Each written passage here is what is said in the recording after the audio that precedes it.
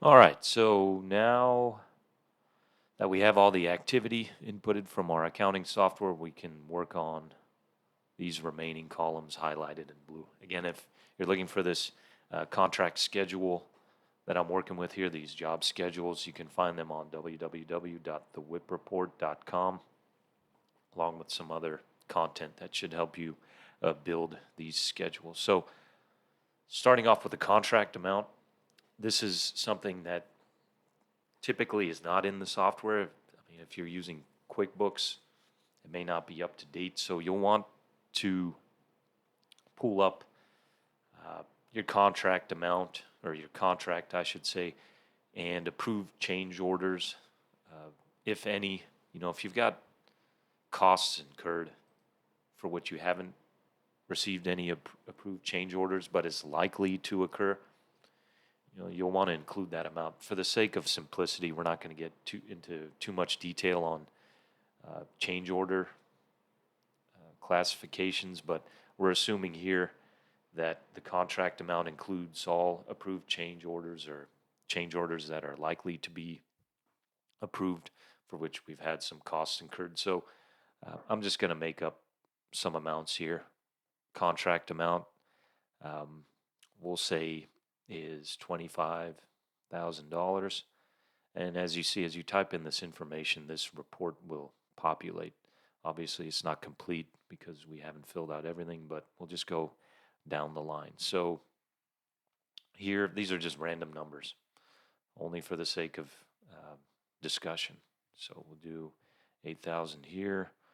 Uh, this one, 42,000. Let's do 18,000, 19,000. And for this one, 22,000. Now, the thing to keep in mind here, uh, I can't just completely make up these numbers. You'll always want to pay attention to this contract amount versus the bill to date. I've seen it come up numerous times where the bill to date is more than the contract amount. You'll want to understand why that's the case. If you're including maybe services that are um, provided under a different contract, your bill to date may be higher than your contract amount for construction, and you're not including those service type uh, costs or billings. You'll want to pay attention to that, apples to apples. So you can see here, we've got contract amounts greater than the bill to date because it is in process. Yes, those two can tie and the job can still be open because this is all driven by costs incurred. So came up with that amount. Total estimated costs, we're going to do the same. Let's add in these costs here.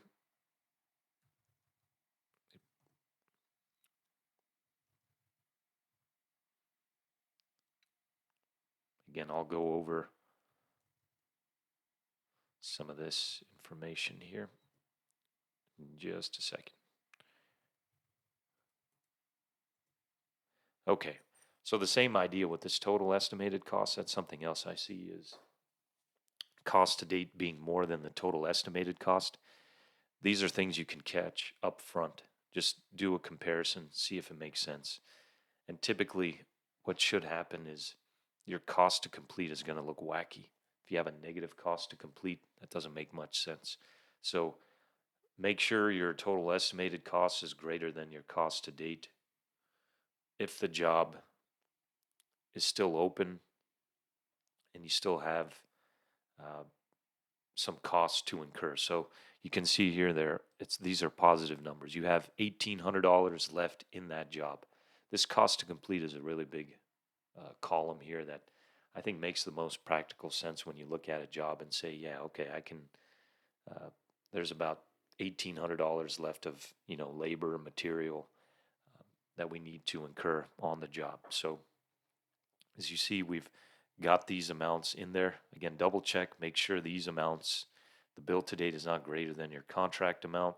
That means you may not be including a change order here, or you're including additional billings that aren't a part of that contract in this column.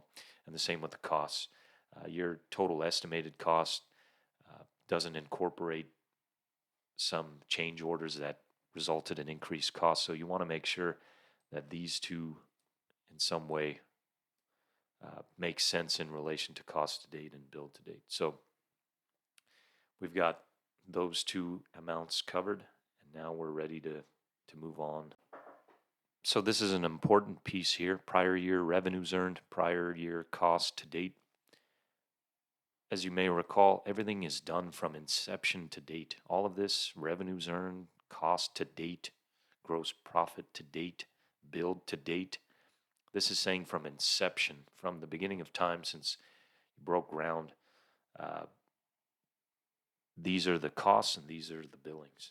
Well, obviously, if the job overlaps multiple years, you cannot re-recognize revenue. You recognize revenue evenly across periods based off of costs incurred and the expected gross profit, which means you're recognizing revenue as you progress through the job and throughout the year. So this is an important column to incorporate all of the prior year revenues and costs. And as I'm going to do a little refresher here, we got the graveyard of titles there. This second story edition had 10,000 in prior year billings and 5,000 in prior year costs. If you remember, obviously billings does not equal revenue, but in this schedule, we're looking for revenues earned. So of that 10,000 billed last year, for the sake of our example, I'm not going to go back and recalculate what should have been prior year WIP, but I'm going to say $5,000 here of that 10,000 was recognized. And of the cost, we had, I believe, 5,000. So this is an important column.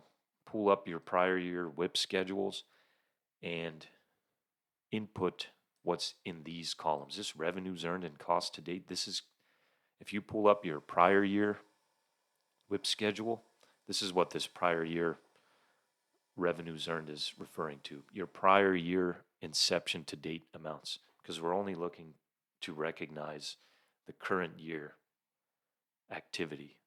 So you undo everything up until the beginning of this current year in revenues earned and cost to date.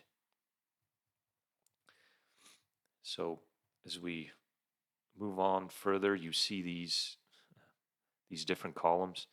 I know it may appear like it's just convoluted, but this is some information I use to make sure I'm working with complete information. If you have QuickBooks, you can pull subsequent job cost summary reports and input this information to give you an idea of what you expect the total contract cost to be and the total contract price. So that's something to keep in mind. This is just broken down between QuickBooks and other. Obviously, there's multiple systems that can do this. So that's how you build the work in progress schedule. Now, completed contracts is much easier, as you can see. We have remaining is this prior year revenues earned and cost of revenue. If we go back, we notice that there was a job in the prior year. As we see this prior year revenue, prior year costs, 12,000 was billed, 6,000 prior year cost. So we know, before I even get into it, I want to make sure I've got the basement remodel. That was $6,000 in costs. Costs are costs. There's no WIP in costs. So we're going to carve out 6,000 in prior year costs. Now, when we get into the revenues earned, obviously of this 12,000 amount, we couldn't recognize all of it because of work in progress. So for the sake of this example, we'll say we recognized $8,000. And here calculates the total revenue you recognize in the current period and the total costs in the current period. So you can see it carves it out so we get the current year activity total here. So, in summary, you've got your contract totals here. Contract price total, contract cost total, prior year revenues earned, prior year costs. And here we have how much we can recognize in the current period. And there's conveniently a gross profit calculator here. Highly recommended you review those in comparison to where you thought you would be. That's something handy to keep in mind. So now technically the summary has populated, and all that's left is to input your balances per the trial balance. I think that's enough for this lesson. So I'll see you in the next one. Thank you.